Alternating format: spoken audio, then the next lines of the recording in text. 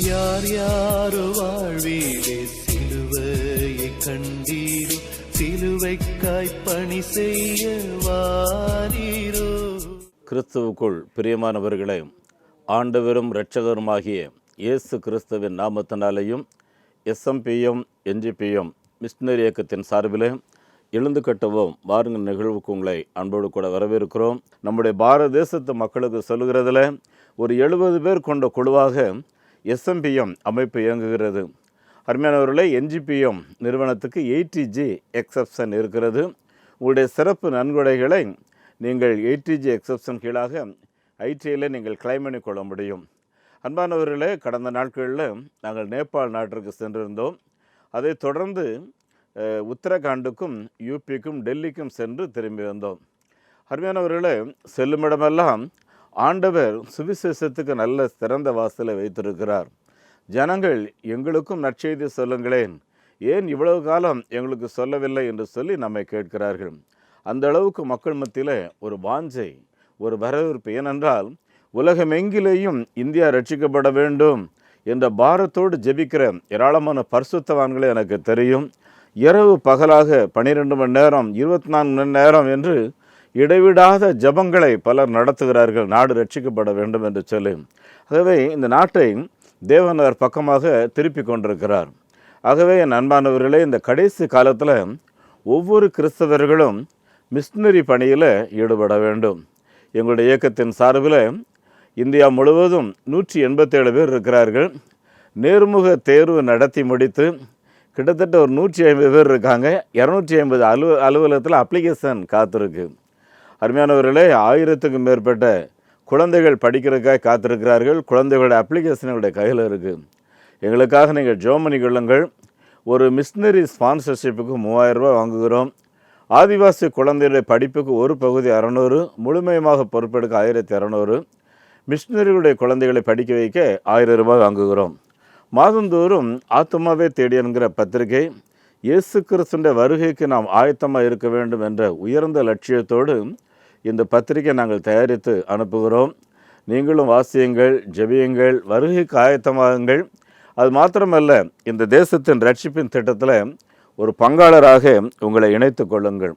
அருமையானவர்களே, இந்த ஊழியத்தின் தேவைகளை சந்திக்க தொழில் முனைபவர்களுக்கு என்று சொல்லி ஒரு சேமிப்பு பெட்டி, உங்களுடைய தொழில் ஆரம்பிக்கும் போது ஜெபம் பண்ணி ஆரம்பித்து இரவு ஆண்டவருக்கு நன்றி செலுத்தி இதில் நீங்கள் காணிக்கைகளை சேகரிங்கள்.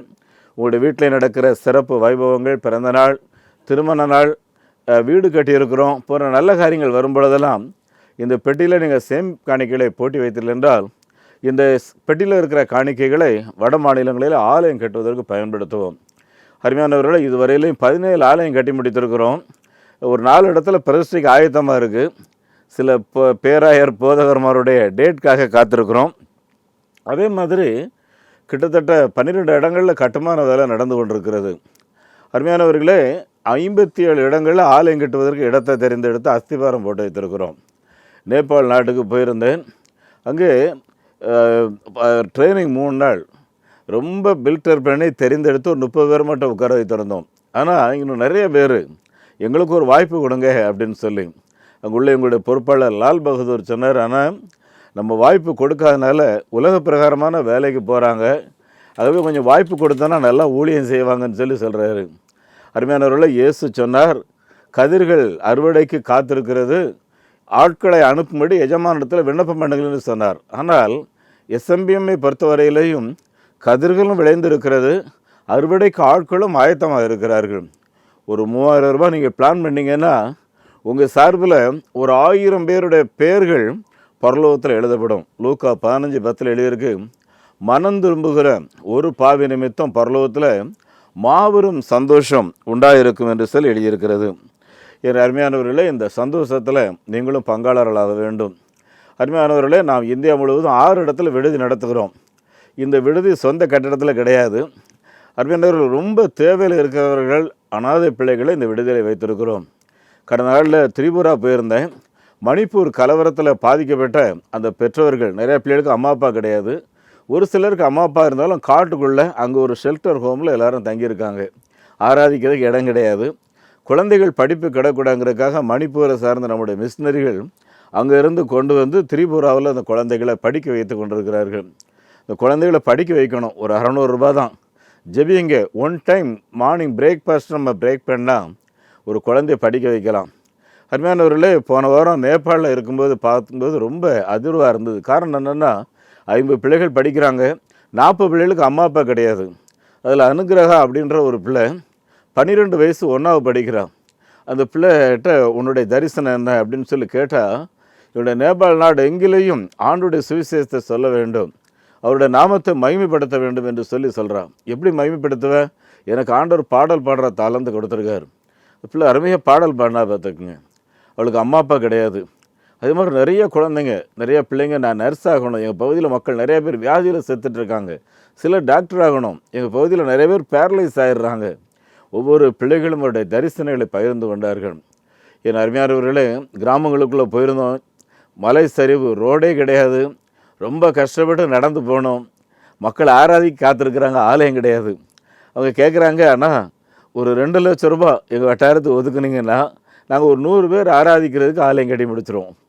கொஞ்சம் ஜெபம் பண்ணுங்க. இந்தியா முழுவதும் பக்கா ஆலயம் கட்டுறதுக்கு 7 லட்ச ரூபா வேணும்.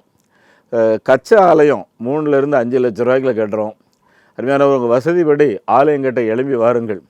ஆலயம் இல்லைன்னா ஆராதனை நடத்தாதீங்க அப்படிங்கிறாங்க. யூபியில் மிஷினரிகளை சந்திக்கும் ஒரு வேதனையோடு சொன்னாங்க. ஆனால் வீட்டில் ஆராதனை நடத்த விட மாட்டேங்கிறாங்க.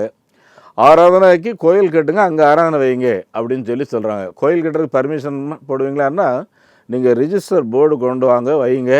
ஆலயம் கட்டுறதுக்கு முறையாக கடிதங்கள் கொடுங்க, நாங்கள் பர்மிஷன் தரோம். ஆலயம் கட்டி ஆராதியுங்கள், வீடுகளில் நடத்த அனுமதிக்க மாட்டோம் என்று சொல்கிறார்கள். ஒரு பேராயர் சார்பில் ஒரு 100 ஆலயம் கட்டப்படணும். ஒரு பேராயர் அவருடைய காலங்களில் ஒரு 100 மிஷினரியாவது வட மாநிலங்களுக்கு பேராயங்கள்லேருந்து அனுப்பணும். ஒவ்வொரு இண்டிபெண்டன்ட் பாஸ்டர்ஸும் ஒரு மிஷினரியாவது அனுப்பி அருமையானவர்களை ஒரு ஆலயமாவது வாழ்க்கையில் கட்டி முடிக்க வேண்டும். ஒரு சிபிஎம் பாஸ்டர் சந்தித்தார், சொன்னார், நாங்கள் இப்படிப்பட்ட ஊழியங்களை ஆதரிக்கிறதில்ல, ஆனால் இந்த நாட்டின் தேவைகளை உணர்கிறோம், உங்களுக்காக ஜெபம் பண்ணுறோம். ஆண்டுக்கு ஒரு முறை நம்முடைய சபையில் ஒரு சிறப்பு காணிக்கை எடுத்து அதை நாம் ஊழியங்களுக்கு அனுப்பலாம் வாருங்கள் என்று சொன்னார்கள். எங்களுக்கு ரொம்ப உற்சாகமாக இருந்துச்சு.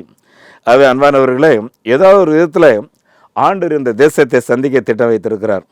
இவங்களுடைய வங்கி எண்ணை குறித்து வைத்துக் கொள்ளுங்கள். State bank of India, account number 42 17 80 20 691, IFSC code SPIN 0061767. அதே போல் salvation mission partaker movement south Indian bank 0886073 0000169, IFSC code SIPL 0000886. எங்களுடைய தொலைபேசி எண் 9447375550 9043867550. அருமையானவர்களே, இன்றைக்கான வார்த்தையை நம்ம மத்தியிலே அலெக்ஸ் அண்ணன் அவர்கள் பகிர்ந்து கொள்வார்கள். எனக்கு பிரியமானவர்களே, நாம் பரம ஆசீர்வாதம் பெற தெரிந்து கொள்ளப்பட்டவர்கள். அதை பெற்றுக்கொள்ள இயேசுவின் சீசராக வேண்டும். ஆகவே கர்த்தருக்குள் நாம் சீடத்துவம் எப்படி இருக்க வேண்டும் என்பதை குறித்து இந்த நாளிலே சிந்திக்கப் போகிறோம். கிறிஸ்தவர்கள் என்றால் கர்த்தரின் சீசர்கள். கர்த்தரின் சீசர்களை பார்த்துதான் கிறிஸ்தவர்கள் என்று அழைத்தார்கள். வாசிப்போம். அப்போஸ்தலர் 11ஆம் அதிகாரம் 26ஆம் திருவார்த்தை.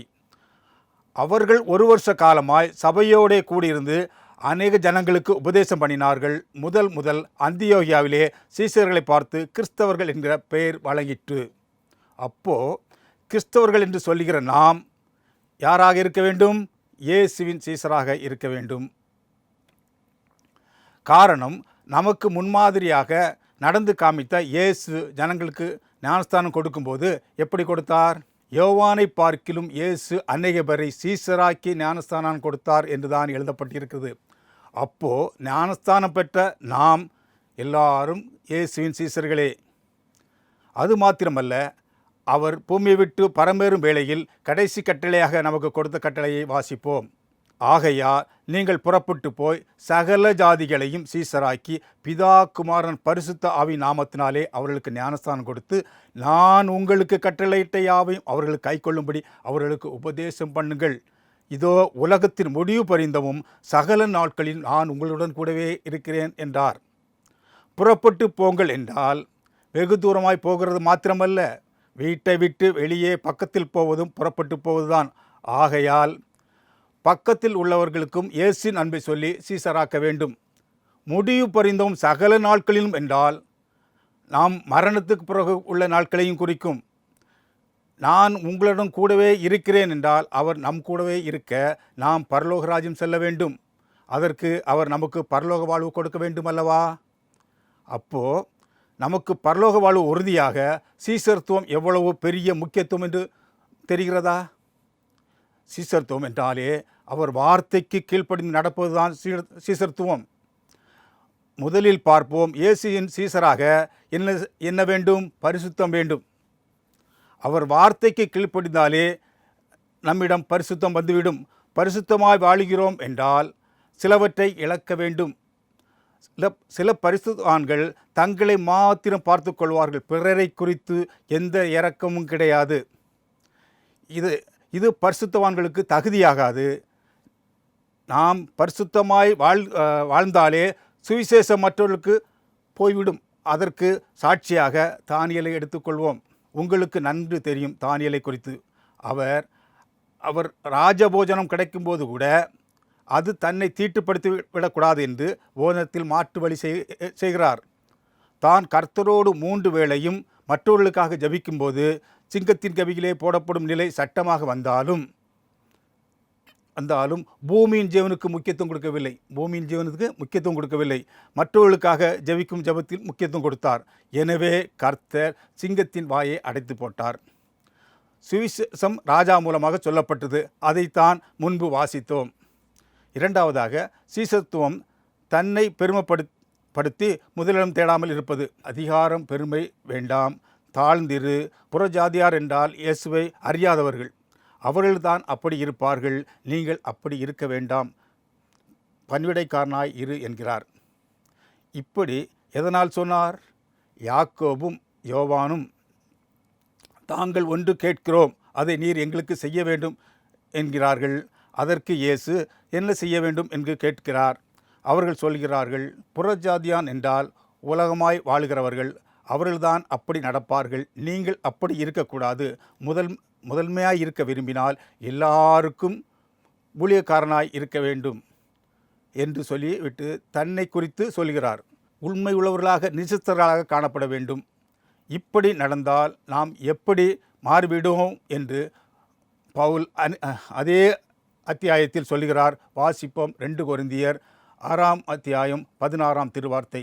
நாம் தேவனுடைய ஆலயமாக காணப்பட விக்கிரகமான காரியத்துக்கு இடம் கொடுக்கக்கூடாது. அப்போது தேவன் நமக்குள் வாசம் பண்ணி உலாவுவார். நாமும் தேவனுடைய ஆலயமாய் மாறிவிடுவோம். அப்போது நாம் சீசத்துவம் பெற தேவனுடைய ஆலயமாக மாற வேண்டும்.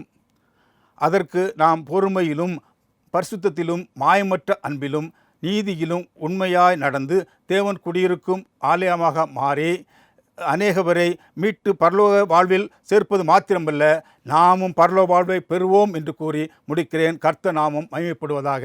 ஆமேன். கிறிஸ்தவர்களாகிய நாமும் சமான தூதர்களாக செயல்படுவோம். ஆண்டவர் உங்களை ஆசீர்வதிப்பாராக. உங்களுக்காக நான் ஜெபிக்கிறேன். நல்ல ஆண்டவரே, இந்த வார்த்தைகளை கேட்டு உங்களுடைய பிள்ளைகள் எல்லாரோட நீர் பேசும். நாங்கள் எல்லாரும் எங்களுடைய வீடுகளில், எங்களுடைய கம்பெனியில், எங்களுடைய வேலை செய்கிற இடத்துல சமாதானத்தின் பாத்திரவான்களாய் வாழும்படி எங்களை பலப்படுத்தும். எங்கள் ஆண்டவரும் இரட்சகருமாகிய இயேசு கிறிஸ்துவின் நாமத்தில் இந்த ஜெபங்களை கேட்கின்றோம் பிதாவே. ஆமேன். நம்முடைய ஆண்டவர் இயேசு கிறிஸ்துவனுடைய கிருபையும் பிதாவாகிய கடவுளின் அன்பும் பரிசுத்த ஆவியானோட நடத்துதல் ஆசீர்வாதம் நம் அனைவரோடும் தங்கியிருப்பதாக. ஆமேன். இந்த மாபெரும் நற்செய்தி பணியில் ஒரு ஆதிவாசி குழந்தைய நீங்கள் 600 ரூபாய் கொடுத்து படிக்க வைக்கலாமே? உங்களால் ஏன்ற தொகையை கொடுத்து ஒரு ஆலயங்கள் கட்டுவதற்கு தீர்மானம் எடுக்கலாமே? உங்களுடைய பங்குகள் என்ன?